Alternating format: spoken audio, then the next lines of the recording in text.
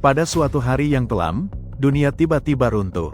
Seluruh bangunan hancur, manusia berguguran satu persatu, dan wabah penyakit menyebar dengan sangat cepat. Sebanyak 740.000 orang terinfeksi, mayoritas berusia antara 20 hingga 30 tahun. Di tengah kekacauan, sebuah siaran berita mengabarkan kekalahan dalam perang besar yang telah berlangsung lama. Ekonomi jatuh drastis dan kelangkaan pangan membuat keadaan semakin memburuk. Jutaan orang meninggal karena kelaparan, sementara banyak lainnya mulai menuntut hak untuk hidup layak. Pertanda akan datangnya bencana besar sebenarnya sudah terlihat sejak lama. Namun, akhir umat manusia ternyata bukan disebabkan oleh tangan mereka sendiri. Kehancuran sejati datang dari makhluk yang sebelumnya hanya dikenal sebagai karakter dalam sebuah game, yaitu monster. Apa yang terjadi setelahnya terasa seperti jalan cerita dalam sebuah novel. Manusia dengan kekuatan luar biasa mulai bermunculan. Namun, berbeda dengan apa yang tertulis di novel, kenyataan jauh lebih kejam. Kekuatan besar itu tetap tidak mampu menghentikan datangnya kiamat. Selamat datang di alur cerita manhwa The Ultimate Shut-in. Jangan lupa subscribe dan komen jika kamu suka dengan manhwa ini. 3 hari setelah bencana global melanda, di tengah reruntuhan kota di Korea Selatan, sebuah gedung apartemen masih berdiri kokoh. Di dalam bangunan itu, Kim Jae-hyun masih berhasil bertahan hidup. Saat itu, ia sedang mengambil sekantong keripik kentang dan memakannya perlahan. Dunia memang belum sepenuhnya berakhir, karena Kim Jae-hyun masih bisa makan dan minum seperti biasanya. Namun di balik kehidupan yang terlihat normal itu, Kim Jae-hyun hidup seorang diri. Kesunyian, kesepian, dan kehampaan selalu menyelimuti dirinya. Ia menjadi satu-satunya manusia yang masih bernapas di apartemen berukuran 10 meter kali 10 meter itu. Ayah, ibu, kakek, dan neneknya tidak bersamanya. Semuanya berada di luar. Kim Jae-hyun teringat bagaimana ayahnya dulu membeli apartemen itu dengan meminjam 200 juta won dari bank dan menggabungkannya dengan seluruh aset keluarga yang memiliki nilai sama. Alasan mengapa Kim Jae-hyun bisa tinggal di tempat itu, meskipun bukan berasal dari keluarga kaya, adalah karena apartemen tersebut mewajibkan penghuninya tinggal selama 2 tahun sebelum bisa mendapatkan keringanan pajak dari hasil investasi. Sejak kiamat dimulai, Kim Jae-hyun pun terkurung di sana. Saat ia melihat layar ponselnya, wajahnya tiba-tiba berubah panik. Sebuah notifikasi muncul, memberitahu bahwa sambungan internet terganggu dan tidak ada sinyal yang tersedia di wilayah itu. Kim Jae-hyun menghela napas panjang, merasa kesal walaupun ia sadar tidak ada yang bisa ia lakukan. Namun tiba-tiba, pandangannya teralihkan keluar jendela apartemennya.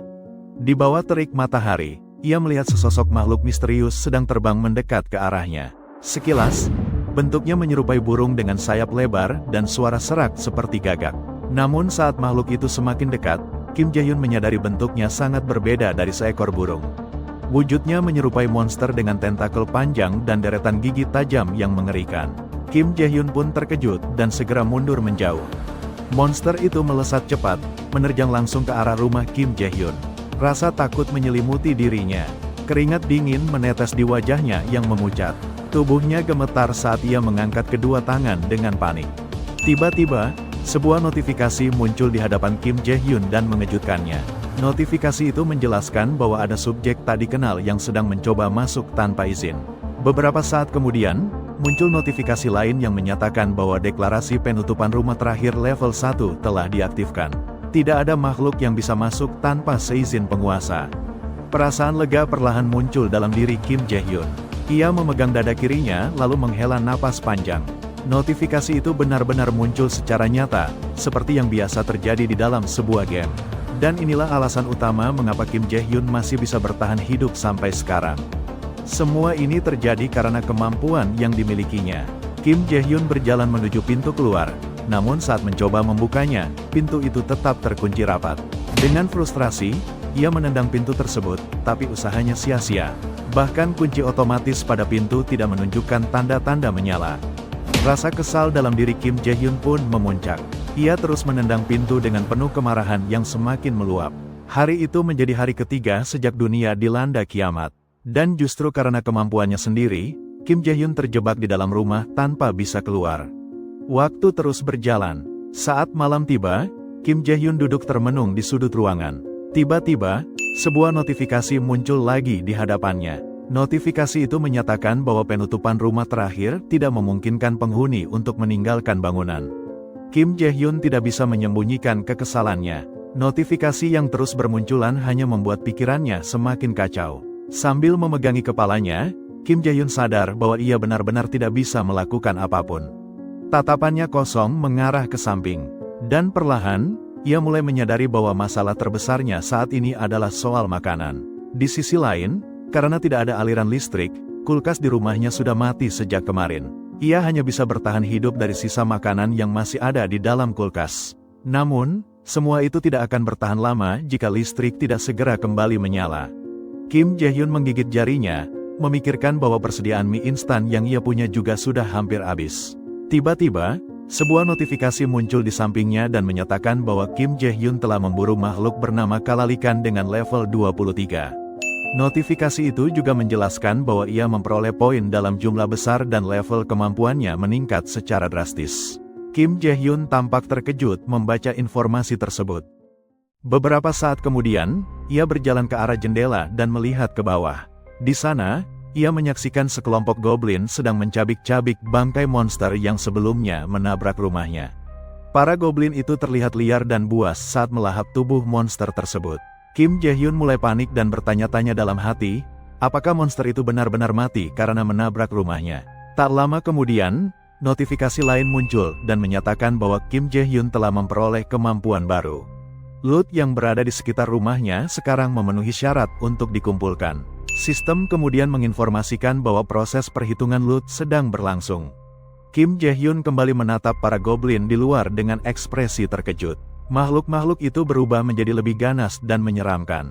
Dalam hati, ia bertanya-tanya, apa yang sebenarnya sedang terjadi, dan kenapa mereka tiba-tiba berubah secepat itu. Para goblin tampak mengerumuni bangkai monster, sementara suara jeritan mereka menggema menembus sunyinya malam. Tidak lama kemudian, notifikasi kembali muncul. Sistem menyatakan bahwa proses perhitungan loot telah selesai dan uang sebesar 2.203.241 won telah berhasil didepositkan ke dalam dompet karakter utama. Kim Jae-hyun terdiam, mencoba mencerna semua yang sedang terjadi.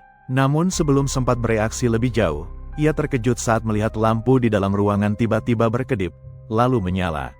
Saat ia sadar bahwa listrik telah kembali, sebuah notifikasi muncul dan mengumumkan bahwa karakter utama telah mencapai deklarasi rumah level 3. Sekarang, tidak ada makhluk yang bisa masuk tanpa izin dari sang penguasa. Notifikasi berikutnya menyatakan bahwa karakter utama telah memperoleh kemampuan pasif pelestarian martabat level 1. Kemampuan ini memungkinkan setengah fungsi rumah dipulihkan demi menjaga harga diri. Pada saat yang sama, dompet karakter utama telah mencapai batas maksimal dengan total uang sebesar 2,2 juta won. Kim Jae-hyun mencoba memahami sepenuhnya maksud dari semua notifikasi yang terus bermunculan. Ketika ia menyadari bahwa berbagai fungsi rumah memang telah kembali pulih, wajahnya langsung bersinar cerah. Sebuah senyum lebar pun terukir di wajahnya. Dengan langkah cepat, Kim Jae-hyun berlari menuju kulkas. Tanpa ragu, ia membuka pintunya dan terlihat begitu bahagia saat melihat kulkas itu sudah menyala kembali. Tidak berhenti sampai di situ, ia segera menuju kamar mandi untuk memeriksa keran. Saat air mulai mengalir, Kim Jae-hyun merasa sangat lega. Ia lalu berlari ke arah kompor listrik dan mencoba menyalakannya. Ternyata kompor itu sudah bisa berfungsi lagi seperti biasa. Saat itu juga, Kim Jae-hyun sadar bahwa semua perangkat elektronik di rumahnya telah aktif kembali. Dengan mata berkaca-kaca karena haru, ia merasa hidupnya mulai kembali seperti semula, seperti sebelum dunia berubah menjadi kacau karena kiamat. Ia lalu mengambil ponselnya dan mencoba memeriksa sinyal. Dalam hati, ia bertanya-tanya apakah jaringan komunikasi juga sudah kembali normal. Namun kenyataannya, sinyal di ponselnya masih belum muncul. Kim Jae-hyun langsung memegang kepalanya, merasa frustrasi karena sambungan jaringan belum pulih. Tanpa sengaja, pandangannya tertuju pada sebuah benda di lantai. Ia melihat sebuah flash drive berwarna hitam. Tanpa menunda waktu, Kim Jae-hyun mengambilnya dan memasukkannya ke komputer. Di dalam flash drive itu, ia menemukan berbagai kenangan lama. Ada foto dirinya saat masih bayi digendong sang ibu, foto pertama kali masuk sekolah yang juga diantar ibunya, dan potret keluarga saat mereka tertawa bersama. Termasuk juga foto ulang tahunnya lengkap dengan kue favorit dan lilin yang ditiup dengan semangat. Beberapa saat kemudian, Kim Jae-hyun merasa sedih, marah, dan frustrasi. Karena kini, kedua orang tuanya sudah tidak ada di sisinya. Namun ia mencoba menenangkan diri, menarik napas dalam-dalam, dan saat itu juga, tekadnya semakin kuat.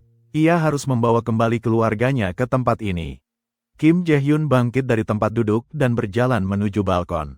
Di sana, ia menatap cakrawala dengan wajah serius. Ia mengepalkan kedua tangannya, menegaskan dalam hati bahwa ia akan melakukan apapun untuk mewujudkan tekadnya. Tiba-tiba, pandangannya teralihkan ke arah notifikasi yang baru saja muncul. Notifikasi itu menyatakan bahwa karakter utama telah mendapatkan kemampuan baru berupa toko level 1. Dengan kemampuan ini, ia bisa membeli berbagai barang di toko dengan harga asli. Kim Jae-hyun tampak terpaku saat membaca kata toko yang tertulis dalam notifikasi tersebut. Tak lama kemudian, muncul notifikasi lain yang menyebutkan bahwa karakter utama kini dapat mendaftarkan barang miliknya untuk dijual. Di dalam notifikasi juga ditampilkan jumlah uang yang saat ini ia miliki, yaitu sekitar 2,2 juta won. Kemudian muncul pertanyaan dari sistem, apakah Kim Jae-hyun ingin mendaftarkan barangnya ke dalam sistem toko? Kim Jae-hyun pun kembali ke menu utama, dan melihat kemampuan untuk membeli barang dengan harga asli. Ia mengamati notifikasi itu dengan serius dan mencoba memahami makna dari kata toko. Setelah itu, ia menekan tombol bergambar keranjang belanja. Seketika, sebuah notifikasi baru pun muncul di hadapannya. Notifikasi berikutnya menyatakan bahwa uang di dompet karakter utama telah mencapai batas maksimal, dengan total sebesar 2,2 juta won. Tak lama kemudian, notifikasi lain muncul menanyakan apakah Kim Jae-hyun ingin mendaftarkan barang-barangnya untuk dijual. Kim Jae-hyun berpikir sejenak, karena sistem toko itu menampilkan jumlah uang yang ia miliki. Berarti toko tersebut memang terhubung langsung dengan dompet pribadinya. Setelah mempertimbangkannya, Kim Jae-hyun membuka jendela dan mencoba keluar dari rumah. Namun, seperti yang sudah ia duga, sebuah notifikasi kembali muncul. Notifikasi itu menyatakan bahwa karakter utama tidak dapat meninggalkan rumah. Tiba-tiba, sebuah tembok berwarna biru muncul, seperti dinding fantasi, dan menghalangi jalan keluarnya. Kim Jae-hyun menarik napas panjang. Ia sudah menduga hal ini sejak awal. Meskipun levelnya sudah naik, kenyataannya ia masih belum bisa keluar dari rumah. Namun, tekad dalam dirinya tetap tidak goyah. Ia teringat akan peristiwa beberapa waktu lalu. Beberapa monster mati setelah menabrak rumahnya. Dari situ ia menyimpulkan bahwa dengan memburu monster, levelnya akan terus naik. Dan jika levelnya cukup tinggi, kemungkinan besar ia akan memperoleh kemampuan baru yang bisa membantunya keluar dari rumah. Namun, satu pertanyaan muncul dalam benaknya. Bagaimana ia bisa membunuh monster jika terjebak di dalam rumah? Ia mulai meragukan apakah kejadian sebelumnya bisa terulang kembali. Kim Jae-hyun lalu menatap ke arah bawah, melalui jendela apartemennya. Di sana, ia melihat beberapa goblin sedang memunguti bangkai monster. Saat itulah ide baru muncul dalam pikirannya. Ia berpikir, bagaimana jika ia membunuh para goblin itu dari dalam rumah? Tanpa pikir panjang, ia mengambil sebotol minuman dari kulkas, lalu memasang kuda-kuda dan bersiap melemparkannya keluar jendela. Dengan sekuat tenaga, ia melemparkan botol itu ke arah luar. Wajah Kim Jae-hyun langsung berubah gembira saat melihat botol itu berhasil menembus batas rumah dan jatuh keluar. Dari situ, ia menyadari bahwa ia bisa melemparkan benda keluar rumah meskipun tubuhnya sendiri tidak bisa melangkah keluar. Tidak ingin menyia-nyiakan kesempatan, Kim Jae-hyun segera mengambil sebuah barbel miliknya. Dengan rasa percaya diri yang penuh, ia memutuskan menggunakan barbel itu sebagai senjata untuk menyerang para goblin. Ia kembali ke balkon apartemen dan memandangi para goblin yang masih berkumpul di bawah. Waktunya berburu telah tiba. Saat itu, Kim Jae-hyun melihat salah satu goblin tengah berorasi. Goblin itu tampak seperti sedang memprovokasi rekan-rekannya. Tak lama kemudian, para goblin mulai bergerak membawa bangkai monster di tangan mereka. Mereka berniat menjadikannya sebagai cadangan makanan. Sementara itu, Kim Jae-hyun menyaksikan para goblin perlahan menjauh dari apartemennya. Wajahnya terlihat sedikit panik karena rencananya hampir gagal sebelum sempat dilaksanakan. Namun, hal itu sama sekali tidak menghalangi tekadnya. Dengan fokus penuh, Kim Jae-hyun mengangkat barbel miliknya. Tanpa membuang waktu, ia melemparkan barbel tersebut ke arah para goblin yang sedang berjalan di luar. Saat itu, Kim Jae-hyun hanya bisa berharap lemparannya mengenai sasaran. Dan benar saja, barbel itu berhasil menghantam beberapa goblin di bawah. Tubuh-tubuh mereka langsung terjungkal. Darah segar memercik ke udara. Kejadian itu membuat para goblin lain terkejut melihat rekan mereka tewas secara tragis. Di sisi lain, wajah Kim Jae-hyun tampak pucat. Keringat dingin mulai membasahi wajahnya, dan jantungnya berdetak semakin cepat. Dengan gugup, ia menoleh ke arah satu-satunya barbel yang tersisa. Ia mulai mempertimbangkan langkah berikutnya. Dengan tangan bersilang di dada, Kim Jae-hyun merenung. Ia menyadari bahwa tidak ada benda lain di rumahnya yang cukup kuat untuk dijadikan senjata. Ia juga tahu dirinya belum cukup kuat untuk melempar televisi ataupun komputer. Tiba-tiba, suasana menjadi gaduh. Suara teriakan goblin terdengar dari bawah. Serangan Kim Jae-hyun sebelumnya ternyata telah memicu kemarahan mereka. Seorang pemimpin goblin terlihat menggenggam barbel yang tadi dilempar. Kemarahan tampak jelas di wajah para goblin. Mata mereka menajam, taring-taring mencuat, dan seluruh tubuh mereka tampak bersiap menerkam. Ketakutan mulai menyelimuti Kim Jae-hyun saat menyadari bahwa aksinya telah membuat para goblin benar-benar murka. Beberapa dari mereka mulai berlari menuju arah apartemen, berniat menyerangnya. Namun ketika Kim Jae-hyun memandang ke bawah, ia sadar bahwa dari ketinggian seperti ini, ia masih punya peluang. Sebuah ide cemerlang pun muncul di kepalanya. Dengan cepat, Kim Jae-hyun membuka notifikasi dan menekan tombol toko pada menu. Notifikasi itu segera menampilkan opsi untuk mendaftarkan barang miliknya. Tanpa ragu, Kim Jae-hyun memilih opsi tersebut.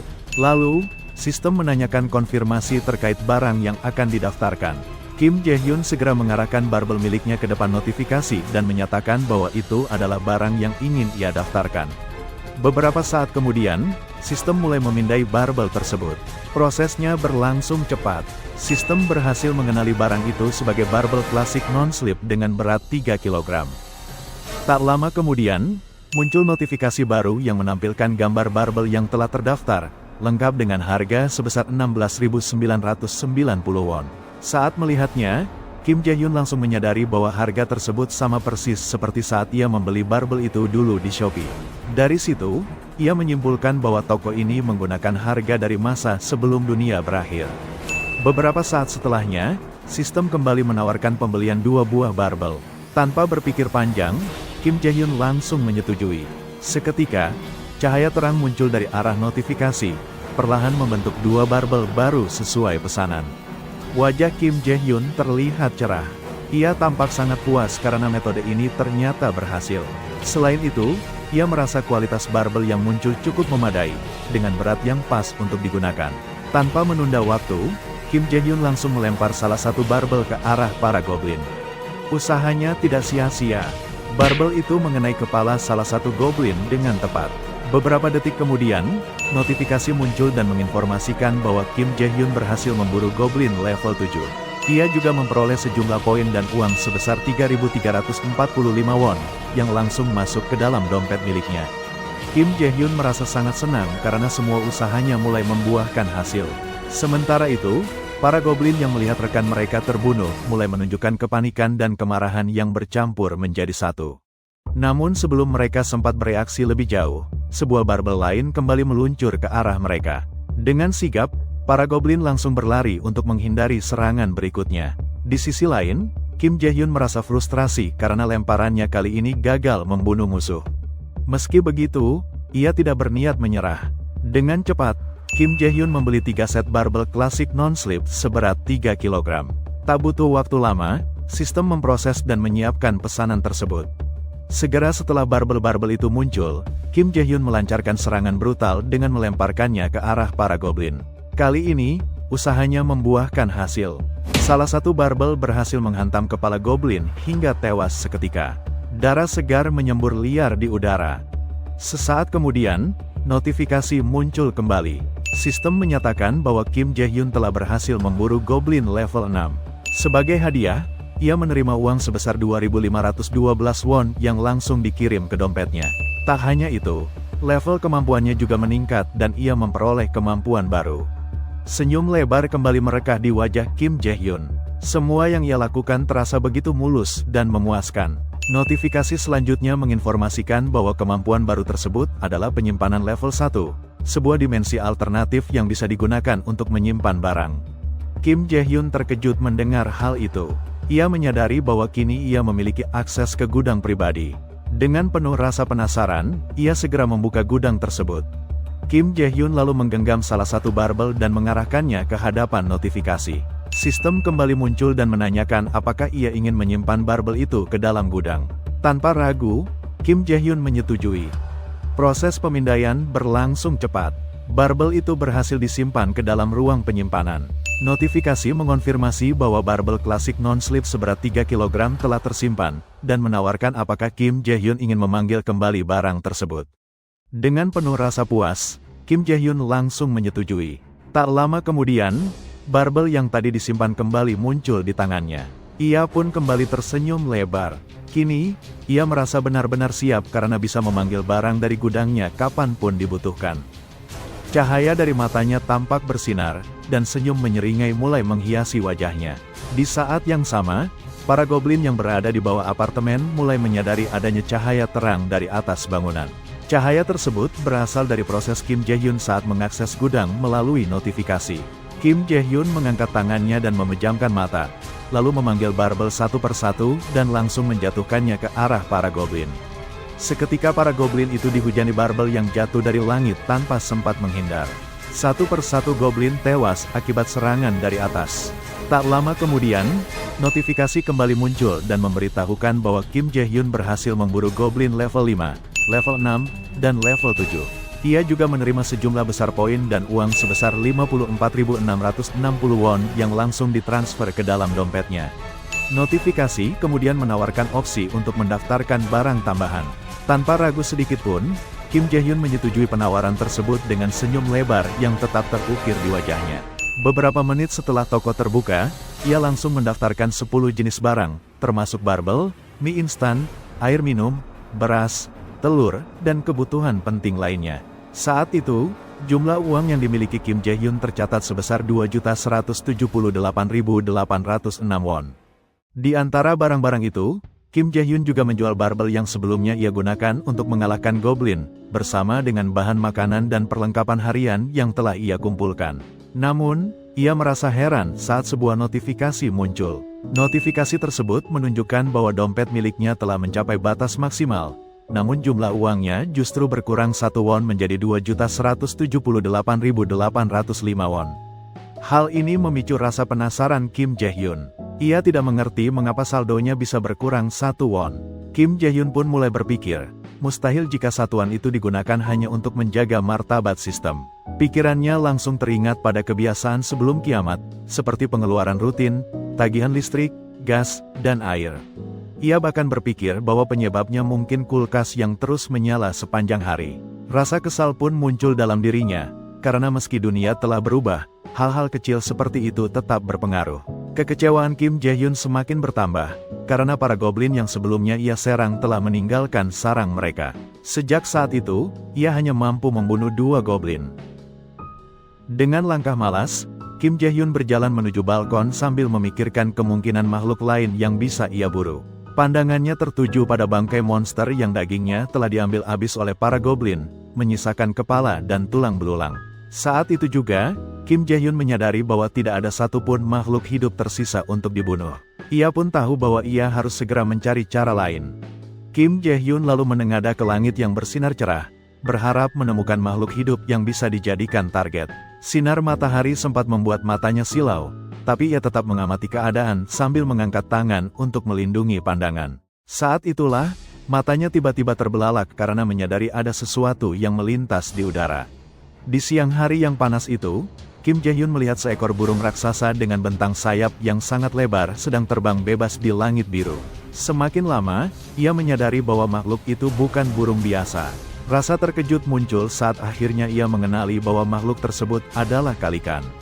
Tanpa membuang waktu, Kim Jae-hyun langsung berlari masuk ke dalam rumah. Dalam hatinya, ia merasa yakin bahwa takdir belum sepenuhnya meninggalkannya. Dengan cepat, ia mengambil jemuran lipat dan mengikat sebuah cermin di atasnya menggunakan sehelai kain.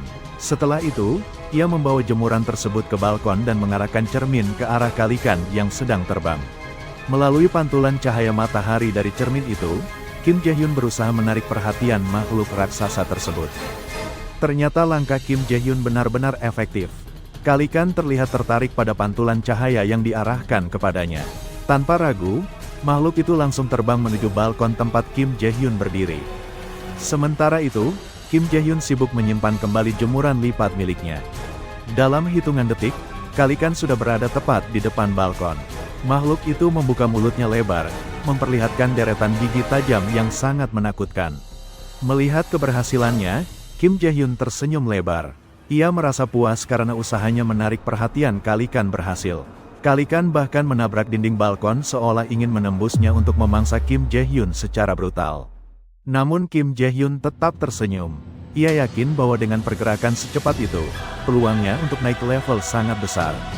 Dengan harapan tinggi, Kim Jae-hyun memperkirakan bahwa jika ia berhasil membunuh makhluk tersebut, maka kenaikan level pasti akan terjadi. Tapi tiba-tiba, angin kencang menghantam tubuhnya. Angin itu berasal dari kepakan sayap Kalikan. Sayap besar makhluk itu mengepak sangat cepat hingga menciptakan angin yang kuat. Dalam kondisi genting itu, Kim Jae-hyun berusaha sekuat tenaga agar tubuhnya tidak terlempar atau terjatuh. Sambil menahan diri sekuat tenaga, Kim Jae-hyun menggertakkan gigi dan membuka sebelah mata untuk melihat keadaan. Begitu ia membuka kedua matanya, ia terkejut karena Kalikan sudah tidak terlihat lagi. Yang tersisa hanya bulu-bulu sayap yang berterbangan di udara. Namun tiba-tiba, Kim Jae-hyun mendengar suara aneh dari atas atap apartemennya. Ia segera mendongak dan mendapati Kalikan sedang bertengger di atas dengan cakar mencengkeram dinding bangunan. Kepala Kalikan mengarah ke bawah, menatap tajam ke arah Kim Jae-hyun yang berdiri di bawahnya. Saat itu, Kim Jae-hyun mulai diliputi rasa takut. Ia khawatir dinding rumahnya akan diterobos dengan mudah oleh makhluk tersebut. Kalikan tampak sangat agresif, seperti tidak sabar untuk menerobos masuk dan memangsa Kim Jae-hyun hidup-hidup. Berulang kali makhluk itu menghantamkan paruhnya ke dinding dengan kekuatan besar. Sementara itu, sistem terus mengeluarkan notifikasi. Peringatan muncul setiap kali Kalikan mencoba menerobos pertahanan. Meskipun sistem memberi keyakinan bahwa makhluk itu tidak akan bisa masuk, Kim Jae-hyun tetap merasa harus segera bertindak. Ia pun membuka notifikasi dan mulai menelusuri menu toko yang tersedia. Daftar barang yang pernah ia daftarkan ditampilkan oleh sistem.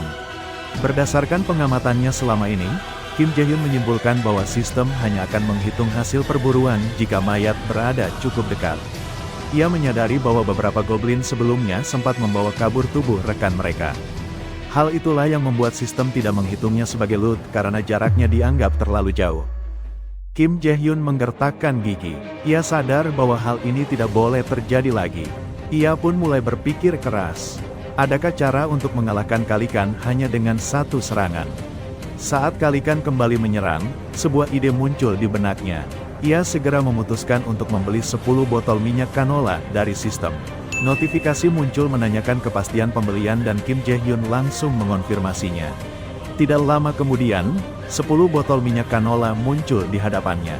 Ia segera membawa semuanya ke dapur. Mengambil sebuah panci, menuangkan minyak ke dalamnya, lalu memanaskannya di atas kompor. Sambil menunggu minyak panas, Kim Jae-hyun membuat obor dari tongkat kayu. Ujungnya ia balut dengan tisu, lalu mencelupkannya ke dalam minyak yang mulai mendidih. Ia memanggil sistem dan meminta untuk membuka toko, lalu mendaftarkan minyak panas sebagai barang jualan. Setelah sistem mencatatnya, Kim Jae-hyun mengambil korek api dari meja. Ia menyalakannya dan membakar ujung obor yang telah dicelupkan tadi. Api menyala besar, berkobar dengan kuat.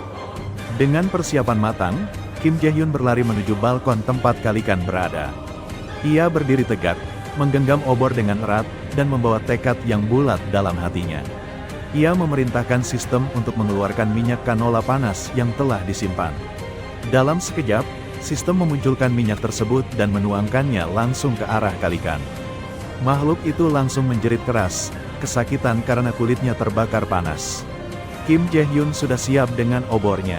Ia menunggu Kalikan mendekat. Tanpa ragu, ia menyapukan obor yang menyala ke tubuh Kalikan. Api pun menjalar cepat dan membakar tubuh Kalikan hingga hangus. Di tengah kobaran api yang mengamuk, Kim Jae-hyun tersenyum puas. Rencananya kembali berhasil. Kalikan yang terluka parah akhirnya jatuh ke halaman parkir apartemen. Kim Jae-hyun hanya bisa menatap ngeri saat makhluk itu menggeliat-geliat di lantai. Jeritan Kalikan memecah udara, kesakitan ketika api melalap tubuhnya. Tidak lama kemudian, sistem memberikan notifikasi bahwa Kim Jae-hyun berhasil mengalahkan Kalikan level 27. Ia menerima sejumlah besar poin, peningkatan level keterampilan, dan juga kemampuan baru. Wilayah di sekitarnya dinyatakan memenuhi syarat. Sistem mulai menghitung hasil pertempuran. Tak lama, sistem menyatakan bahwa proses perhitungan selesai. Uang sebesar 9.347.487 won ditambahkan ke dompet si pengurung diri. Kim Jae-hyun sangat terkejut. Ia hampir tidak percaya bahwa dirinya memperoleh hampir 10 juta won dari satu pertarungan saja. Sistem lalu mengumumkan bahwa syarat untuk perluasan wilayah rumah telah terpenuhi. Proses perluasan akan segera dimulai. Tak berselang lama, Kim Jae-hyun merasakan guncangan hebat. Rasanya seperti gempa bumi yang sangat besar. Ia terkejut, bingung, dan bertanya-tanya apa yang sebenarnya sedang terjadi. Tiba-tiba, Kim Jae-hyun merasa jiwanya ditarik masuk ke dalam sebuah dimensi lain. Alam bawah sadarnya tidak mampu memahami apa yang sedang ia alami. Ia menutupi wajahnya dengan kedua tangan, penuh kebingungan dan ketakutan terhadap kejadian yang tidak bisa ia jelaskan. Sementara itu, sistem masih terus melanjutkan proses perluasan rumah. Jiwa Kim Jae-hyun terasa seperti ditarik keluar dari tubuhnya. Ia melayang menyusuri lorong apartemen dan akhirnya tiba di sebuah rumah yang tampaknya dihuni oleh sebuah keluarga. Wajah Kim Jae-hyun terlihat pucat. Tatapannya kosong, tapi pikirannya tetap menjelajahi rumah itu. Dalam hati, ia mulai bertanya-tanya, apakah keluarga yang dilihatnya tadi adalah tetangga di sebelah rumahnya. Beberapa saat kemudian, sistem mengembalikan penglihatan Jae-hyun seperti sedia kala. Sambil tetap memegang kepalanya, Jae-hyun menahan tubuhnya agar tidak terjatuh, dengan berpegangan pada meja di sebelahnya. Wajah Jae-hyun terlihat sangat pucat. Keringat membanjiri wajahnya dan napasnya tersengal, saat ia berusaha mencerna penglihatan yang baru saja ia alami. Kemudian, sebuah notifikasi sistem kembali muncul, dan menjelaskan identitas orang-orang yang dilihat oleh Jae-hyun. Mereka adalah Choi Hyung-jun, kepala keluarga berusia 30 tahun. Park Ye-won, istri Choi Hung-jun yang juga berusia 30 tahun. Anak pertama mereka Choi Nain yang berusia 6 tahun, dan adiknya Choi Soyeon yang berusia 3 tahun. Notifikasi menjelaskan bahwa Jae-hyun telah menemukan kelompok yang memenuhi kriteria sebagai penghuni. Sistem pun menanyakan apakah Jae-hyun akan memberi mereka izin untuk menghuni. Dengan sigap, Jae-hyun segera berinteraksi dengan notifikasi dan bertanya, apa yang akan terjadi jika aku tidak memberikan kewarganegaraan kepada mereka? Notifikasi menjelaskan bahwa kelompok yang tidak mendapat izin akan dikeluarkan dari rumah. Notifikasi kembali menanyakan apakah Jae-hyun tetap tidak akan memberikan izin. Jae-hyun terdiam sejenak, memikirkan kemungkinan bahwa jika ia menolak, keluarga itu bisa saja mati dibunuh oleh monster. Tanpa ragu, Jae-hyun memutuskan untuk memberi mereka izin menghuni. Sistem pun mengonfirmasi bahwa sesuai instruksi Jae-hyun, keluarga Choi Hung-jun akan diberikan izin tinggal. Dalam hati, Jae-hyun bergumam bahwa keputusan ini menguntungkan, karena ia akan memperoleh kemampuan baru yang berkaitan dengan perizinan penghuni. Sistem notifikasi kemudian memberitahu bahwa kemampuan mata Jae-hyun berada pada level 1, yang berarti tidak ada satupun yang bisa lepas dari pengawasannya. Jae-hyun kembali memeriksa sistem dan mencari informasi lebih lanjut yang berkaitan dengan penghuni. Tak lama kemudian, notifikasi menunjukkan bahwa terdapat kemampuan pasif bernama Deklarasi Penguasa level 6, yang menyatakan bahwa tidak ada satupun yang bisa masuk tanpa seizin Jae-hyun. Jae-hyun pun memilih menu manajemen penghuni dari notifikasi tersebut. Notifikasi menunjukkan bahwa orang-orang yang telah diberikan izin menghuni memiliki level yang berbeda-beda. Salah satu hal yang menarik perhatian Jae-hyun adalah bahwa jumlah populasi saat ini adalah 4, dari total kapasitas 600 orang. Jae-hyun pun terkejut tak percaya, tempat tinggalnya mampu menampung hingga 600 orang. Ia merasa jumlah itu terlalu besar. Selanjutnya sistem menampilkan rincian kemampuan Choi Hyung-jun. Level 9, dengan tingkat kepercayaan 24, tanpa kemampuan aktif, tingkat distribusi poin 0% dan distribusi uang 0%. Jae-hyun berusaha mencerna makna dari tingkat distribusi poin dan uang. Ia menyimpulkan, bahwa itu berarti seberapa banyak poin dan uang yang akan diberikan oleh para penghuni kepadanya, dan ia bahkan bisa mengatur jumlahnya sesuai keinginan. Saat itu juga, Jae-hyun terkejut mengetahui bahwa ia bisa memberikan tugas kepada para penghuni apartemen. Notifikasi kembali muncul dan memberikan Jae-hyun sebuah kotak pengaturan tugas, termasuk batas waktu, hadiah, serta penalti jika tugas gagal. Jae-hyun pun menyadari bahwa ia bisa mengatur tugas tersebut secara rinci. Sesaat kemudian, Jae-hyun mengisi data tugas tersebut, dengan perintah untuk memburu goblin, batas waktu 168 jam, hadiah berupa poin kecil, dan tanpa penalti jika gagal. Notifikasi kemudian menanyakan apakah Jaehyun akan memberikan tugas tersebut. Namun, Jaehyun memutuskan untuk mengubah penalti menjadi kematian jika tugas gagal dilakukan. Notifikasi itu kembali muncul dengan nada yang lebih serius, menanyakan konfirmasi atas tugas mematikan itu. Jaehyun pun memejamkan mata dan menundukkan kepala, lalu menyatakan bahwa ia tidak akan memberikan tugas. Notifikasi segera mengonfirmasi bahwa permintaan tersebut telah dibatalkan. Saat itu, Jaehyun duduk termenung, dan berpikir bahwa jika ia menghendaki, ia bisa membunuh para penghuni kapan saja. Namun tiba-tiba Jaehyun mulai meragukan keputusannya. Ia sadar bahwa kemampuan ini sepenuhnya berada di tangannya, dan ia harus bijak menggunakannya. Kemudian, Jaehyun kembali berpikir apa yang harus ia lakukan. Ia teringat akan kemampuan penglihatan luar biasa yang ia miliki, dan segera mengaktifkannya. Tak lama, Jaehyun merasakan sebagian rohnya tertarik menuju dimensi lain. Pada saat itu, Jaehyun bisa melihat semuanya. Keluarga tersebut tengah berkumpul, dan terlihat sedang membicarakan sesuatu dengan wajah penuh kekhawatiran. Park Ha-won bertanya, apa yang harus mereka lakukan? Choi Hyung-jun menjelaskan bahwa mereka tak punya pilihan selain keluar untuk mencari air minum, dan ia meminta agar istrinya tetap tinggal di rumah bersama anak-anak. Namun Park Hon menolak, karena menganggap itu terlalu berbahaya. Choi Hyung-jun tetap bersikeras, bahwa mereka tak memiliki pilihan lain. Dengan wajah putus asa, Park Ha-won bertanya, apakah mungkin masih ada tempat lain yang memiliki persediaan air? Choi Hyung-jun mengatakan bahwa ia akan pergi ke toko serba terdekat, karena ia yakin toko besar itu masih memiliki air minum. Sesaat kemudian, Choi So-yeon berkata bahwa dirinya sangat haus. Mendengar hal itu, tekad Choi Hyung-jun semakin bulat. Ia menggenggam tangan istrinya, mencoba meyakinkan bahwa ia akan kembali membawa air minum dan kebutuhan lainnya. Namun, Park Ye-won hanya terdiam sambil menahan kesedihan. Sementara itu, Jaehyun segera menonaktifkan kemampuan penglihatan luar biasanya. Saat itu, Jaehyun menyadari bahwa kondisi keluarga tersebut jauh lebih buruk dari dirinya. Ia lalu membuka kembali toko pada sistem notifikasi. Notifikasi muncul dan menampilkan daftar barang yang telah didaftarkan oleh Jaehyun. Jaehyun memikirkan bahwa akan jauh lebih baik jika ia dapat menyimpan lebih banyak barang. Ia kemudian meminta sistem untuk membuka jendela kemampuan miliknya. Pada saat itu, notifikasi menunjukkan bahwa kemampuan Jaehyun dalam membeli barang telah meningkat. Wajah Jaehyun dipenuhi kegembiraan, senyum lebar pun terukir jelas. Selanjutnya, sebuah notifikasi kembali muncul, dan menanyakan apakah Jaehyun ingin meningkatkan level kemampuan tokoh karakter utama. Tanpa keraguan, Jaehyun langsung menyetujui permintaan tersebut. Notifikasi lalu memproses permintaan dari Jaehyun. Dan sesaat kemudian sistem mengonfirmasi bahwa kemampuan tokoh karakter utama kini berada di level 3. Jumlah item yang bisa dipesan oleh Jaehyun meningkat menjadi 20. Sistem juga menyatakan bahwa Jaehyun mendapatkan diskon sebesar 10% dari total seluruh item.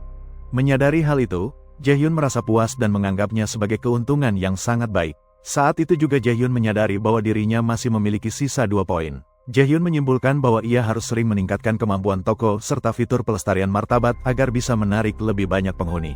Tak lama kemudian, notifikasi menunjukkan bahwa kemampuan tokoh karakter utama sudah mencapai level 3. Jumlah barang yang dapat dipesan meningkat hingga 40, dan sistem kini memiliki fungsi untuk memulihkan item.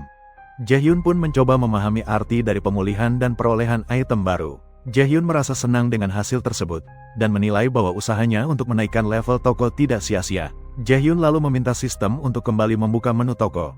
Tak lama, notifikasi menampilkan bahwa level toko telah berada pada tingkat ketiga. Saat itu, Jaehyun bersiap untuk membeli beberapa botol air samde dan buah jeruk jeju. Beberapa menit kemudian, Jaehyun berniat untuk menaikkan level lainnya. Notifikasi kembali muncul, dan menanyakan apakah Jaehyun ingin meningkatkan level pelestarian martabat. Jaehyun langsung memberikan persetujuan. Ia berpikir bahwa jika ia dapat menyediakan listrik dan air untuk penghuni lain, maka ia bisa meminta imbalan dari mereka. Tak lama, pelestarian martabat meningkat ke level 2. Setelah itu, notifikasi menginformasikan bahwa Jaehyun telah memperoleh fitur baru bernama Register Vasal. Namun, Jaehyun belum memahami makna sebenarnya dari istilah tersebut. Sementara itu, Choi Hyung-jun telah bersiap dengan ransel yang telah diisi kebutuhan, bersiap keluar untuk membeli air minum dan keperluan lain. Di sisi lain, Park Ha-won dan kedua anak mereka tampak sedih dan dipenuhi kekhawatiran saat harus melepas kepergian Choi Hyung-jun.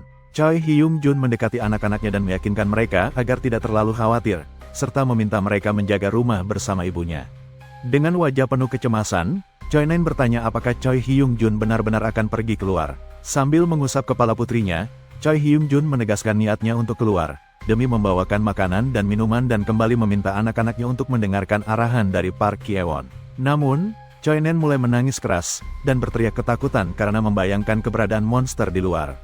Ingatan Choi Na pun melayang ke masa lalu, ketika dirinya sedang bermain pasir bersama adiknya Choi So-yeon di taman dekat rumah. Pada saat itu, beberapa monster tiba-tiba muncul dengan ekspresi mengerikan yang membuat keduanya panik dan ketakutan. Choi Nen dan Choi So-yeon langsung berlari sekencang mungkin. Namun di saat genting itu, Park Hye-won dan Choi Hyung-jun datang menyelamatkan mereka dengan sigap. Keduanya menggendong anak-anaknya dan berlari menjauh dari monster yang mengejar. Pada saat yang sama, Choi Hyung-jun berusaha menyembunyikan kesedihannya. Namun, di dalam hatinya, ia merasa tak punya pilihan selain pergi untuk mencari makanan dan air. Sementara itu, anak-anaknya terus menangis dengan histeris. Park Ha-won pun berusaha menenangkan mereka dengan lembut. Di sisi lain, Choi Hyung-jun berdiri termenung. Dalam hati, Choi Hyung-jun berpikir bahwa ini mungkin adalah kali terakhir dirinya bisa melihat keluarga kecilnya. Sesaat kemudian, bibir Choi Hyung-jun tampak bergetar, seolah menahan rasa sedih yang tak mampu ia ungkapkan. Tiba-tiba sebuah suara terdengar dari arah pintu rumah, membuat Choi Hyung-jun terkejut dan segera berbalik badan. Dengan sigap, Choi Hyung-jun menggenggam erat stik golf yang sudah ia siapkan sebelumnya. Perlahan, Choi Hyung-jun melangkah mendekati pintu, mencoba memastikan sumber suara yang datang. Dari balik pintu terdengar suara seseorang yang memberi salam dan meminta Choi Hyung-jun untuk membukakan pintu. Saat itu, Choi Hyung-jun diliputi ketakutan. Suara itu memang tidak terdengar seperti suara monster, melainkan seperti suara manusia biasa. Namun, tetap saja, kecurigaan dalam dirinya membuat Choi Hyung-jun waspada. Kesadaran bahwa masih ada manusia lain yang selamat di sekitar mereka perlahan muncul dalam benak Choi Hyung-jun. Orang tak dikenal itu bertanya dari luar apakah ada orang di dalam rumah itu. Namun Choi Hyung-jun masih diliputi keraguan untuk membuka pintu. Kekhawatiran bahwa yang datang adalah monster dalam wujud manusia, terlalu berisiko bagi keselamatan keluarganya. Di sisi lain, Park Hye-won yang terlihat panik segera berusaha menutup mulut Seo-yeon agar suara anak itu tidak terdengar oleh orang asing di balik pintu. Sesaat kemudian, suara dari luar perlahan menghilang, meninggalkan keheningan yang mencekam. Choi Hyung-jun mulai bertanya-tanya apakah orang itu benar-benar telah pergi. Dengan perasaan campur aduk, Choi Hyung-jun mencoba memberanikan diri untuk membuka pintu dan melihat situasi di luar. Namun begitu pintu terbuka, cahaya terang menyilaukan langsung menyambar pandangannya. Menyadari potensi bahaya, Choi Hyung-jun segera membalikkan badan dan merangkul keluarganya, mencoba melindungi mereka dari ancaman yang tak terduga. Teriakan histeris memenuhi ruangan. Ketakutan dan kepanikan jelas tergambar dari raut wajah semua orang di dalam rumah itu. Dalam pelukannya, Choi Hyung-jun berusaha menenangkan anak-anaknya sambil berharap tidak ada ancaman yang menyakiti mereka. Di tengah kekacauan itu, sebuah suara yang tenang tiba-tiba terdengar. Cukup untuk mengalihkan perhatian mereka. Dari arah cahaya, sosok Jaehyun muncul, berdiri dengan senyum hangat sambil membawa kantong plastik besar yang berisi makanan dan minuman. Dengan napas tersengal dan nada penuh keheranan, Choi Hyung-jun memperhatikan pria asing itu. Jaehyun dengan santai dan senyum ramah memperkenalkan dirinya sebagai tetangga sebelah. Jaehyun kemudian menyerahkan sebuah kantong plastik hitam yang berisi air dan jeruk, dan menyampaikan bahwa dirinya ingin berbicara lebih lanjut setelah mereka makan dan minum. Ucapan tersebut membuat Choi Hyung-jun sedikit lebih tenang. Begitu pula dengan Park Hye-won dan kedua anaknya yang meskipun masih menyimpan rasa takut, perlahan merasa sedikit lega. Di sisi lain, Choi Hyung-jun menyadari bahwa ia tidak mungkin menolak makanan dan minuman yang datang di saat genting seperti ini, dan mulai berpikir bahwa pria ini mungkin bisa menjadi harapan bagi mereka. Akhirnya, Choi Hyung-jun mempersilakan Jaehyun untuk masuk ke dalam rumahnya. Sesaat setelah Jaehyun melangkah masuk ke dalam rumah, Nen dan Seo-yeon langsung menyembunyikan diri di balik lengan Choi Hyung-jun. Sementara itu, Jaehyun hanya bisa tersenyum kecil sambil berpikir bahwa mungkin kedatangannya terlalu mengejutkan mereka. Ketika Jaehyun terlibat dalam percakapan singkat dengan keluarga itu, pandangannya tertuju pada tirai tebal yang menutupi jendela rumah. Dalam hati, Jaehyun menilai bahwa mereka cukup cerdas, karena tirai tebal seperti itu dapat mengurangi risiko serangan dari monster. Pandangan Jaehyun kemudian beralih pada pencahayaan yang telah mati. Ia berpikir bahwa rumah ini seharusnya memiliki pencahayaan yang cukup. Tanpa ragu, Jaehyun segera menggunakan kemampuannya untuk menyalakan listrik secara otomatis. Dalam sekejap, lampu-lampu di rumah menyala dan membuat semua orang terkejut. Di tengah keterkejutan itu, Jaehyun membuka kantong plastik besar yang ia bawa dan mengambil sebotol air mineral. Jaehyun menilai bahwa sebaiknya Choi Hyung-jun memberikan air kepada anak-anaknya terlebih dahulu. Choi Hyung-jun pun menyampaikan rasa terima kasihnya kepada Jaehyun. Dengan sigap, Choi Hyung-jun langsung menyerahkan 2 botol air minum kepada Nayeon dan Soyeon. Tanpa menunggu lama, keduanya langsung meminum air dengan cepat. Namun karena terlalu terburu-buru, Soyeon tiba-tiba tersedak. Jaehyun hanya bisa terdiam sejenak, lalu mengambil sebuah jeruk jeju dari kantongnya dan menyodorkannya kepada Seoyeon. Seon menerima jeruk itu dengan wajah ceria dan mengucapkan terima kasih. Park Ye-won segera menawarkan bantuan untuk mengupas jeruk tersebut. Dengan cekatan, jeruk itu terkupas dan Park Ye-won langsung menyerahkannya kepada Seoyeon yang tanpa ragu segera memakannya dengan lahap, karena rasa lapar yang begitu besar. Tak lama kemudian, Seoyeon terdiam sejenak saat merasakan kesegaran air jeruk yang mengalir di mulutnya. Sebuah senyum manis pun terukir di wajahnya, menandakan betapa senangnya ia dengan rasa jeruk pemberian Jaehyun. Park Ha-won kemudian bertanya kepada Seon mengenai rasa jeruk tersebut. Dengan ekspresi polos, Seoyeon menjawab bahwa jeruk itu sangat enak. Melihat kegembiraan adiknya, Nin segera menghampiri Park Ha-won dan mengutarakan keinginannya untuk mencicipi jeruk juga. Tak lama kemudian, Nen pun tersenyum bahagia setelah merasakan kesegaran dan kenikmatan jeruk yang sama.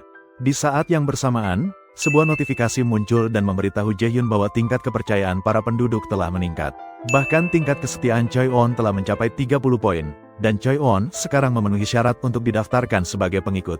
Notifikasi itu juga menjelaskan bahwa tingkat kepercayaan Choi Seoyeon terhadap Jaehyun telah mencapai angka 57. Jaehyun terdiam sejenak, menyadari bahwa ia memang telah memenuhi syarat untuk mendaftarkan Seon sebagai pengikut. Namun di sisi lain, Jaehyun menyadari bahwa Seon masih terlalu muda. Jaehyun memahami bahwa, tidak seperti penduduk biasa, ia hanya bisa mendaftarkan 10 pengikut, dan para pengikut itu harus memiliki kemampuan setara dengan Choi Hyung-jun agar dapat menjalankan perintahnya secara efektif. Namun saat Jaehyun melihat bahwa tingkat kepercayaan Choi Hyung-jun baru mencapai angka 31, ia berpikir bahwa ia perlu meningkatkan kepercayaan Choi Hyung-jun lebih jauh lagi. Tidak lama kemudian, Choi Hyung-jun mengajak Jaehyun untuk berbicara secara pribadi. Choi Hyung-jun menyampaikan rasa terima kasih yang tulus kepada Jaehyun, dan mengaku tidak tahu bagaimana membalas semua kebaikan yang telah diberikan. Jaehyun kemudian meminta Choi Hyung-jun untuk melanjutkan pembicaraan di koridor rumah. Tak lama keduanya tiba di lorong apartemen dan mulai berbicara secara langsung. Saat itu, Jaehyun menanyakan apakah Choi Hyung-jun telah menerima status sebagai penduduk. Tanpa disangka, Choi Hyung-jun membuka jendela notifikasinya dan menjelaskan bahwa semua anggota keluarganya telah menerima status tersebut sekitar 30 menit yang lalu. Jaehyun lalu menanyakan apakah ada hal unik yang mereka alami saat itu, dan Choi Hyung-jun menjawab bahwa mereka sempat tidak bisa menggerakkan tubuh selama beberapa saat. Di sisi lain, Jaehyun mulai menyimpulkan bahwa para penduduk memang akan dibekukan sementara waktu hingga status mereka aktif sepenuhnya. Sesaat kemudian, Jaehyun memanggil nama Choi Hyung-jun dan menegaskan niatnya untuk membantu keluarga itu kembali menjalani hidup seperti sebelum bencana ini terjadi. Pernyataan itu membuat Choi Hyung-jun terkejut dan sulit mempercayainya. Tak berhenti di situ, Jaehyun juga meyakinkan bahwa ia akan menjamin rumah mereka tidak akan diserang oleh monster. Reaksi terkejut kembali tergambar jelas di wajah Choi Hyung-jun. Namun Jaehyun tetap yakin bahwa hal tersebut sangat mungkin untuk diwujudkan. Choi Hyung-jun memejamkan mata dan mulai merenung. Beberapa saat kemudian Choi Hyung-jun membuka matanya perlahan, menyadari bahwa bantuan dari Jaehyun pasti memiliki konsekuensi. Dalam hati Choi Hyung-jun memahami bahwa tidak ada yang benar-benar gratis di dunia ini, dan ia mulai bertanya-tanya apa yang sebenarnya harus ia lakukan sebagai gantinya. Namun Jaehyun dengan tenang memperingatkan bahwa tugas itu bisa saja mengancam nyawa. Jaehyun kembali mengajukan pertanyaan, ingin tahu apakah Choi Hyung-jun masih bersedia mencoba meski risiko kematian mengintai. Choi Hyung-jun terdiam, menarik napas panjang dan dalam. Setelah sejenak berpikir, Choi Hyung-jun dengan mantap menyatakan bahwa ia akan melakukannya. Bahkan sebelum bertemu dengan Jaehyun, ia memang sudah mempertimbangkan untuk keluar mencari makanan dan air demi kelangsungan hidup keluarganya. Sementara itu, Jaehyun berpikir bahwa dari awal, pilihan untuk bertahan hidup memang berarti mempertaruhkan nyawa. Tak lama kemudian, Jaehyun mengalihkan pembicaraan dengan menyebut stick golf yang ia lihat sebelumnya di rumah Choi Hyung-jun. Dengan nada penasaran, Jaehyun bertanya berapa harga stick golf tersebut. Choi Hyung-jun mencoba mengingat-ingat dan memperkirakan bahwa harganya mungkin sekitar 400 hingga 500 ribu. Jaehyun termenung, merasa bahwa harga itu terlalu mahal jika harus dimasukkan ke dalam sistem tokonya. Apalagi saat ini, Jaehyun sedang berusaha keras untuk menabung demi kebutuhan yang lebih besar ke depannya. Choi Hyung-jun pun merasa bingung dan bertanya mengapa Jaehyun tiba-tiba tertarik dengan harga stick golf itu. Namun Jaehyun hanya menjawab dengan santai bahwa hal itu tidak perlu terlalu dipikirkan. Selanjutnya Jaehyun mengarahkan pembicaraan ke hal yang lebih serius, dan bertanya apakah Choi Hyung-jun masih mengingat hari pertama kemunculan para monster.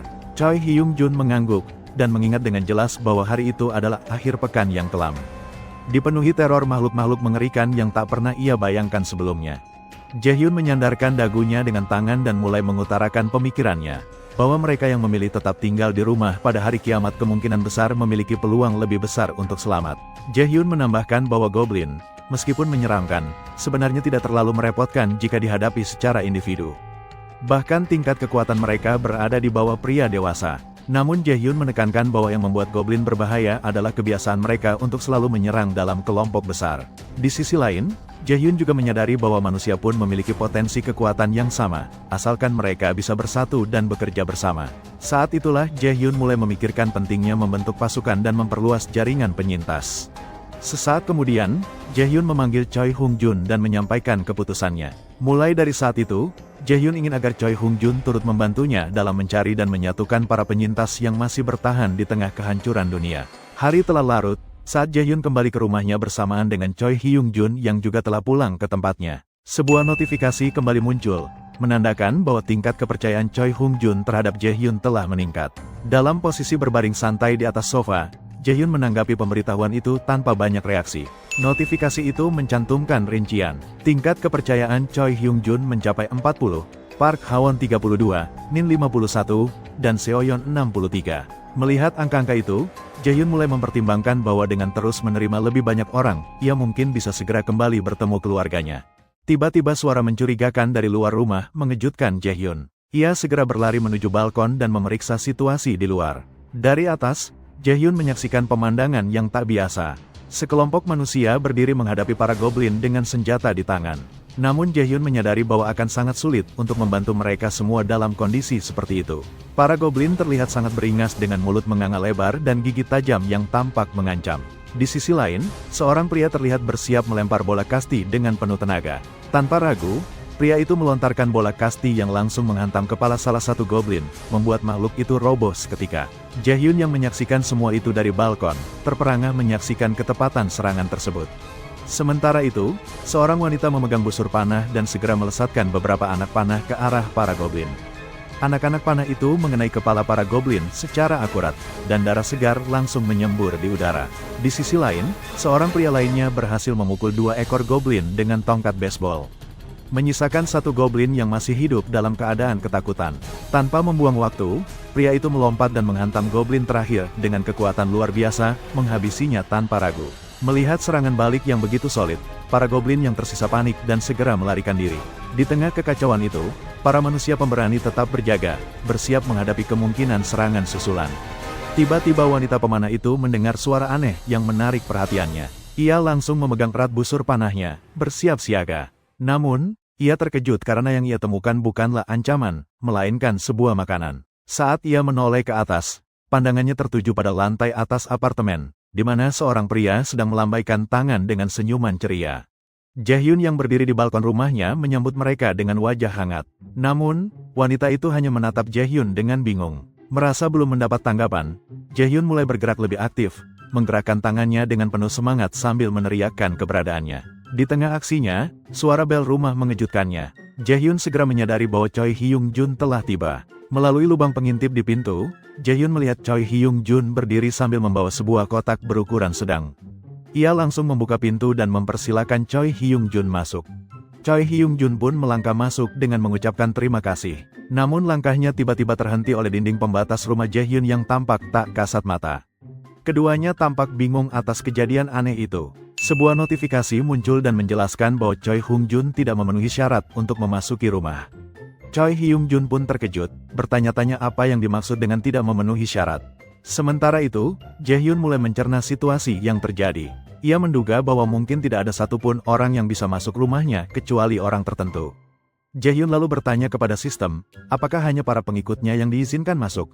Sembari menyerahkan kotak yang di bawahnya, Choi Hung-jun menjelaskan bahwa ia telah mengumpulkan semua benda yang bisa dijadikan senjata dan meletakkannya di dalam kotak itu. Tanpa menunda waktu, Jaehyun membuka kotak tersebut dan menemukan beberapa perkakas serta pisau tajam yang cukup berguna sebagai senjata. Jaehyun kemudian meminta sistem untuk memberinya 5 botol air dan 5 bungkus mie instan. Choi Hyung-jun terperanjat melihat kemampuan Jaehyun yang tak seperti manusia biasa. Permintaan Jaehyun segera dikabulkan dan beberapa barang langsung muncul dari sistem notifikasi.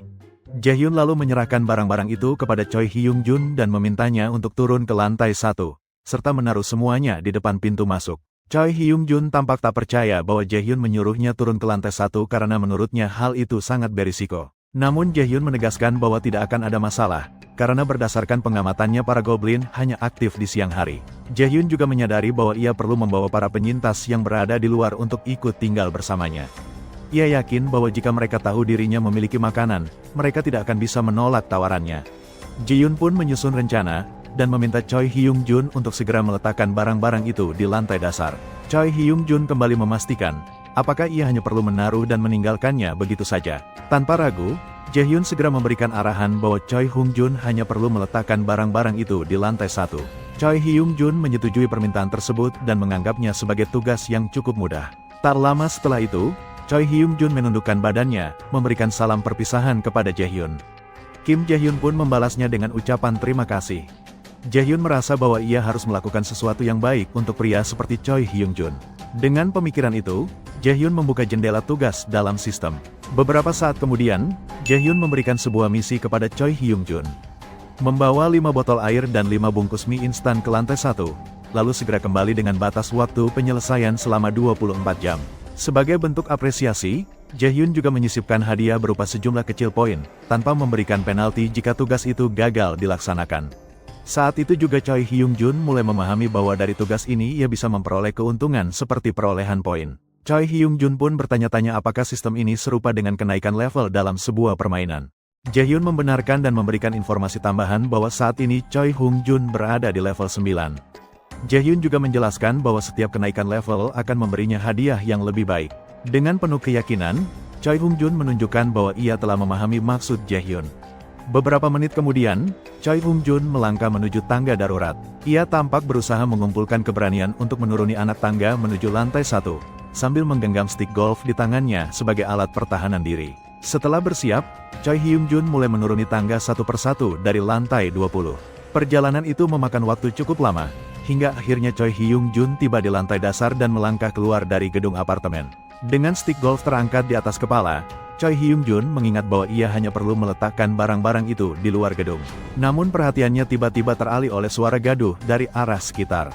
Ia hanya bisa melihat siluet-siluet gelap tanpa mampu mengenali sosok-sosok itu secara jelas. Dalam benaknya, Choi Hyung-jun langsung membayangkan sosok monster-monster mengerikan. Ketakutan mulai menyergap dirinya. Choi Hyung-jun memutuskan untuk segera pergi dari tempat itu. Namun, nasib buruk menimpanya. Ia kehilangan keseimbangan dan terjatuh seketika. Barang-barang yang dibawanya pun ikut terlepas dan jatuh berserakan di tanah. Seketika itu juga tubuh Choi Hyung-jun diliputi rasa sakit di sekujur tubuh, dan mendadak tak bisa digerakkan sama sekali. Dalam keadaan panik, Choi Hyung-jun berusaha keras memerintahkan tubuhnya untuk segera bergerak, tetapi sia-sia. Rasa takut semakin membuncah ketika ia merasakan kehadiran sesuatu yang mendekat dengan cepat ke arahnya. Diselimuti rasa ngeri, Choi Hyung-jun menutup matanya rapat-rapat dan menjerit karena ketakutan. Namun, suara yang terdengar justru bukan suara mengerikan seperti yang ia bayangkan, melainkan suara manusia. Beberapa orang yang datang mendekat menatap Choi Hyung-jun dengan penuh kekhawatiran, lalu bertanya apakah dirinya baik-baik saja. Sementara itu, notifikasi Kim Jae-hyun menyatakan bahwa individu tidak berizin berusaha memasuki arena. Kim Jae-hyun langsung merasa penasaran dan mulai bertanya-tanya mengenai apa yang sedang terjadi. Kecurigaan muncul dalam benak Jae-hyun bahwa sesuatu kemungkinan sedang berlangsung di lantai bawah. Untuk memastikan, Jae-hyun segera mengaktifkan kemampuan penglihatan supernya dan memantau situasi di bawah dari kejauhan. Melalui penglihatannya, Jae-hyun melihat sekelompok orang yang sebelumnya ia lihat di luar, kini mulai memasuki gedung apartemen dan mengikuti Choi Hyung-jun. Seorang wanita dari kelompok tersebut menyebutkan bahwa apartemen itu adalah tempat tinggal orang yang sebelumnya melemparkan mie instan. Salah satu rekannya mempertanyakan, apakah itu berarti ada makanan di sana? Sementara pria berjaket abu-abu menyahut bahwa jika dipikir-pikir, mereka pun mulai kehabisan persediaan. Menyaksikan percakapan itu, Jae-hyun segera menyadari bahwa orang-orang itu adalah individu yang sama seperti yang ia lihat sebelumnya dari kejauhan. Saat itu juga sebuah notifikasi muncul tiba-tiba, dan memberi informasi bahwa sejumlah individu yang memenuhi kriteria sebagai calon penduduk tengah mendekat. Sistem pun kembali mengajukan pertanyaan kepada Jae-hyun, menanyakan apakah Jae-hyun ingin menawarkan status kependudukan kepada mereka. Menanggapi hal tersebut, Jae-hyun mulai berpikir bahwa sistem kini mulai membuka opsi penawaran resmi bagi para pendatang. Dalam proses ekspansi wilayah, Jaehyun menyadari bahwa ia memiliki kewenangan untuk menetapkan status penduduk secara paksa bagi siapa saja yang sudah berada di dalam gedung, sementara mereka yang datang dari luar tetap diberikan pilihan. Sambil memegang kepalanya, Jaehyun berpikir bahwa mereka juga bisa saja menolak tawaran yang ia berikan. Raut wajah Jaehyun menunjukkan kebingungan, karena ia benar-benar tidak tahu keputusan apa yang seharusnya ia ambil saat ini. Tiba-tiba suara bel dari arah pintu rumah membuat Jaehyun terkejut. Bel tersebut berbunyi berulang kali. Namun Jaehyun tidak langsung membuka pintunya. Sebaliknya Jaehyun memilih diam sejenak, dan kemudian memutuskan untuk memeriksa situasi terlebih dahulu melalui kamera pengawas. Jaehyun pun segera bergerak menuju monitor kamera pengawas yang terpasang di rumahnya. Dan pada layar, tampak sosok Choi Hyung Jun sedang berdiri di depan pintunya, terlihat tengah memastikan apakah Jaehyun berada di dalam rumah. Sistem kembali mengirimkan notifikasi yang memberitahukan bahwa Choi Hyung Jun saat ini masih dalam status menjalankan tugas. Sistem pun menanyakan apakah Jaehyun ingin mengubah tugas tersebut. Dengan keyakinan penuh, Jaehyun menyatakan bahwa ia ingin mengubah tugas yang diberikan kepada Choi Hyung Jun. Notifikasi pun segera mempersilahkan Jaehyun untuk melakukan perubahan. Dengan senyum lebar, Jaehyun menetapkan tugas baru bagi Choi Hyung Jun, yaitu melayani 6 orang tamu untuk makan. Tak lama kemudian, sistem kembali memberikan konfirmasi bahwa tugas telah berhasil diperbarui. Di sisi lain, Choi Hyung Jun terlihat bertanya-tanya tentang apa yang sedang dilakukan oleh Jaehyun. Jaehyun pun memberikan penjelasan bahwa tugas baru yang diterima Choi Hyung Jun adalah bagian dari misi berikutnya. Jaehyun juga meminta agar Choi Hyung Jun segera memberitahu kepada para tamu bahwa mereka akan disuguhi makanan, sementara Jaehyun sendiri akan memikirkan langkah selanjutnya. Choi Hyung Jun pun segera kembali menuju tempat ke-6 orang tersebut berada dan menyampaikan bahwa mereka akan diberi makan terlebih dahulu. Setelah itu, Choi Hyung Jun kembali lagi ke depan rumah Jaehyun dan memberitahu bahwa ke-6 tamu tersebut telah setuju dan memilih untuk ikut. Jaehyun menyambut kabar itu dengan antusias dan turut menyampaikan rasa terima kasih kepada Choi Hyung Jun atas bantuannya. Setelah memastikan semuanya berjalan sesuai rencana, Jaehyun kembali membuka sistem dengan niat untuk secara resmi menawarkan status kependudukan kepada ke-6 pendatang. Notifikasi sistem kemudian menunjukkan bahwa Jaehyun telah menawarkan kependudukan kepada Ha Dong-geon, Kang Dok-soo, Kim Ga-yong, Yoo Hee-rin, Kim Geon, dan Moon Byung-ho. Di saat yang bersamaan, notifikasi lain memberitahukan bahwa akses masuk ke lantai 30 telah diberikan kepada ke-6 orang tersebut. Ke-6 pendatang itu tampak menerima tawaran kependudukan dari Jaehyun dengan santai dan tanpa keraguan. Tidak lama kemudian, sistem kembali mengirimkan pemberitahuan bahwa jumlah total penduduk kini telah mencapai 10 orang. Bersamaan dengan itu, sistem menyampaikan bahwa jumlah uang dan poin yang diterima para penduduk akan meningkat sebesar 10%. Wajah Jaehyun langsung dipenuhi kebahagiaan saat menyadari bahwa ia berhasil memperoleh bonus poin dan tambahan uang dari peningkatan jumlah penduduk tersebut. Di sisi lain, ke-6 orang yang baru bergabung tampak berpikir bahwa mereka menerima sebuah tawaran yang luar biasa. Sesuatu yang bahkan tidak pernah mereka temui ketika berburu monster di luar sana. Mereka pun menyambut kesempatan ini dengan antusias dan tangan terbuka. Tak lama setelah itu, sistem menginformasikan bahwa ke-6 orang tersebut memiliki level yang berbeda-beda. Bahkan salah satu di antaranya tercatat memiliki level hingga 23. Jaehyun nyaris tak percaya ketika mengetahui bahwa Ha Dong-geon memiliki level setinggi itu. Baginya, level 23 berarti kekuatan orang itu setara dengan monster kuat yang pernah ia kalahkan sebelumnya. Sistem pun menampilkan informasi tambahan bahwa Ha Dong-geon memiliki kemampuan melempar bola baseball, dengan teknik menggunakan stamina untuk meningkatkan kekuatan lemparan hingga 3 kali lipat. Saat itu juga Jaehyun membenarkan dugaannya bahwa Ha Dong-geon bukanlah manusia biasa, melainkan seorang manusia super. Jika dilihat dari kenyataan yang ada, sebuah bola baseball memang bisa menjadi senjata mematikan. Tentu saja jika berada di tangan orang yang tepat, dengan kemampuan untuk melipat gandakan kekuatan hingga 3 kali lipat. Benda sederhana itu dapat menjadi alat sempurna untuk membunuh monster. Terkait persoalan kepercayaan, Kim Jaehyun menyadari bahwa hal itu bisa ditingkatkan secara perlahan. Karena itu, Kim Jaehyun segera meminta sistem untuk menaikkan tingkat distribusi hingga 70% khusus untuk ke-6 pendatang baru itu. Tak lama kemudian, sistem langsung mengonfirmasi bahwa pengaturan telah berhasil diterapkan. Kim Jaehyun pun tersenyum tenang, merasa bahwa semuanya telah berjalan sesuai rencana. Kini yang perlu dilakukan oleh Kim Jaehyun hanyalah memberi mereka tugas untuk memburu monster. Sementara dirinya bisa duduk diam menikmati hasil berupa poin dan uang, layaknya mode otomatis dalam sebuah permainan. Sambil memejamkan mata, Kim Jaehyun menyusun rencana lebih lanjut, dan berpikir bahwa mendekati mereka di waktu yang tepat akan sangat penting. 6 orang itu mungkin bisa menjadi kunci bagi Kim Jaehyun untuk bertemu kembali dengan keluarganya. Sebuah notifikasi mendadak muncul, dan menginformasikan bahwa tingkat kepercayaan Ha Dong-geon terhadap Kim Jae-hyun telah meningkat. Kim Jae-hyun sempat terkejut, hampir tak percaya, sebab ia merasa tidak melakukan sesuatu yang berarti, namun kepercayaan Ha Dong-geon tetap bertambah. Bahkan bukan hanya Ha Dong-geon, sistem juga menyatakan bahwa tingkat kepercayaan Kim Ga-young dan Yoo Hee-rin turut mengalami peningkatan. Hal itu membuat Kim Jae-hyun bertanya-tanya dalam hati, tentang apa yang sebenarnya sedang terjadi dan mengapa kepercayaan mereka tumbuh begitu cepat. Di sisi lain, Choi Hyung-jun mempersilakan para pendatang baru untuk masuk ke dalam rumahnya. Mereka pun menyampaikan rasa terima kasih kepada Choi Hyung-jun atas sambutannya. Sementara itu, Park Ha-won bertanya kepada Choi Hyung-jun mengenai apa yang sebenarnya tengah terjadi. Choi Hyung-jun menjawab dengan nada tenang bahwa penjelasannya akan diberikan nanti.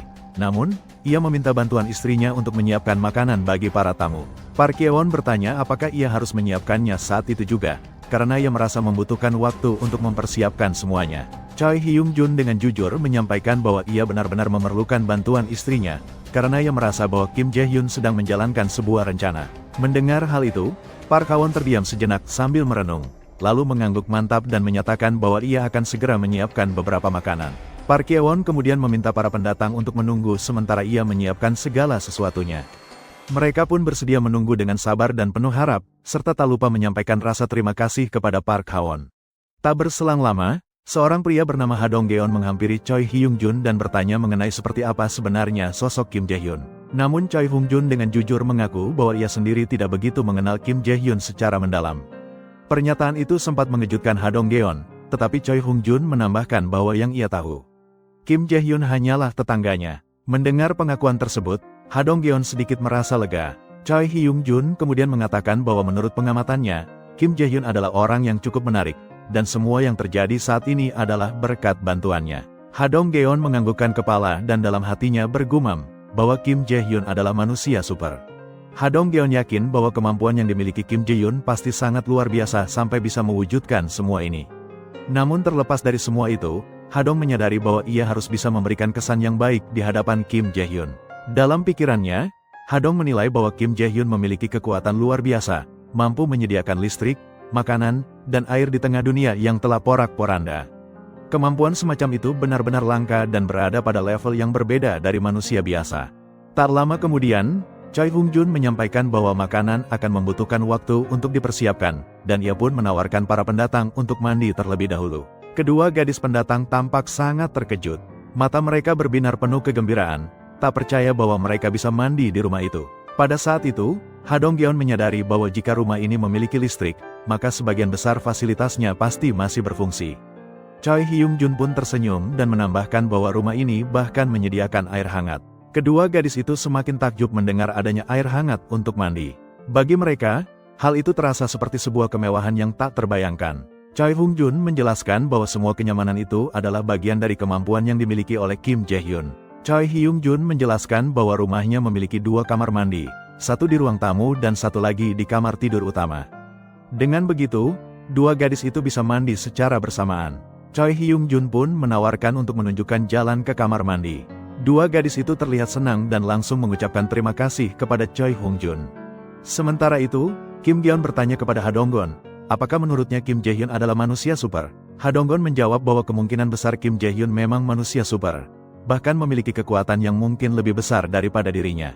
Kemudian Kang Dok-soo menepuk bahu Ha Dong-geon sambil tertawa, dan menyatakan bahwa mereka tak perlu bersedih. Cukup dengan menghajar Kim Jae-hyun saja. Ha Dong-geon langsung membantah ucapan Kang Dok-soo, karena menurutnya yang paling penting saat ini adalah mendekati Kim Jae-hyun dengan cara yang lebih halus. Ha Dong-geon juga meminta Kang Dok-soo untuk tidak melakukan tindakan gegabah terhadap Kim Jae-hyun. Kang Dok-soo pun terdiam sejenak menatap Ha Dong-geon, dan akhirnya memahami maksud dari permintaan tersebut.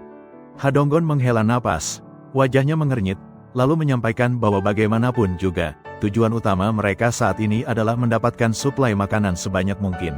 Ha Dong-geon meminta kepada seluruh rekannya untuk tidak menciptakan kekacauan, dan tetap peka terhadap situasi yang berkembang. Kim Ga-eun mengangguk pelan dan menyatakan bahwa ia memahami instruksi yang diberikan oleh Ha Dong-geon. Hal yang sama dilakukan oleh Kang Dok-soo yang tertawa kecil dan menyatakan kesediaannya untuk mengikuti arahan Ha Dong-geon. Di sisi lain, Moon Byung-ho hanya menundukkan kepala tanpa mengucapkan sepatah kata pun. Wajahnya tampak diselimuti kegelisahan. Ha Dong-geon yang menyadari perubahan ekspresi itu segera menghampiri Moon Byung-ho. Ha Dong-geon menepuk pundak Moon Byung-ho sambil memanggil namanya. Moon Byung-ho pun tersadar dari lamunannya dan langsung meminta maaf karena tidak memperhatikan percakapan teman-temannya. Ha Donggon meminta maaf kepada Moon Byung-ho dan menyatakan bahwa semua ini adalah kesalahannya. Namun Moon Byung-ho merasa bahwa Ha Donggon tidak melakukan kesalahan apapun. Dengan raut wajah yang serius, Ha Donggon menegaskan bahwa ia benar-benar menyesal dan merasa bersalah telah mengundang mereka semua ke acara pindah rumahnya. Sambil memalingkan wajah, Moon Byung-ho menyampaikan bahwa ia datang ke rumah Ha Donggon atas keinginannya sendiri, dan tidak ada yang perlu disesali. Kim Geon lalu menyatakan bahwa mereka harus segera mendapatkan makanan dari tempat ini, dan secepatnya berangkat menuju rumah nenek Moon Byung-ho. Namun, Moon Byung-ho masih tampak murung. Wajahnya diselimuti campuran kegelisahan dan kesedihan. Sesaat kemudian, Moon Byung-ho memejamkan mata dan bergumam dalam hati, bahwa semuanya sudah terlambat. Di dalam pikirannya, Moon Byung-ho membayangkan sosok-sosok monster dengan mata merah menyala yang selama ini menghantuinya. Moon Byung-ho teringat akan keadaan neneknya terakhir kali saat ia meninggalkannya sendirian di rumah. Sang nenek saat itu tengah berbaring lemah di tempat tidurnya. Ia pun mulai berpikir bahwa kemungkinan neneknya masih hidup kini sangatlah kecil. Moon Byung-ho tidak mampu menyembunyikan kesedihannya. Bibirnya bergetar dan keringat dingin mulai membasahi wajahnya. Di saat bersamaan, Ha Donggon mengatakan bahwa rumah sang nenek berada tidak jauh dari tempat mereka sekarang. Jika mereka semua bekerja sama, mereka seharusnya bisa segera sampai ke sana. Ha Donggon pun meminta Moon Byung-ho untuk bertahan sedikit lebih lama. Dengan suara yang bergetar, Moon Byung-ho menyatakan bahwa ia mengerti. Namun di tengah percakapan itu, mereka tiba-tiba dikejutkan oleh suara dari luar rumah. Ketika mereka menoleh ke arah pintu, mereka melihat pintu utama telah terbuka. Dalam beberapa detik, sesosok bayangan muncul di balik pintu dan menariknya perlahan. Ha Donggon terlihat panik dan mulai bertanya-tanya siapa yang datang. Dengan rasa waspada, Ha Donggon bersiap dengan bola baseball di tangannya, karena takut jika sosok itu adalah monster. Tak lama berselang, sosok pria itu akhirnya berdiri tepat di hadapan mereka. Saat itulah mereka semua menyadari bahwa pria tersebut adalah Kim Jae-hyun. Dengan penuh keyakinan, Kim Jae-hyun menyampaikan bahwa dirinya akan membantu mereka semua. Ha Donggon yang masih menggenggam bola baseball langsung mengurungkan niatnya untuk menyerang. Dalam benaknya, Ha Donggon mulai berpikir bahwa mungkin saja Kim Jae-hyun benar-benar bisa menjadi penyelamat mereka.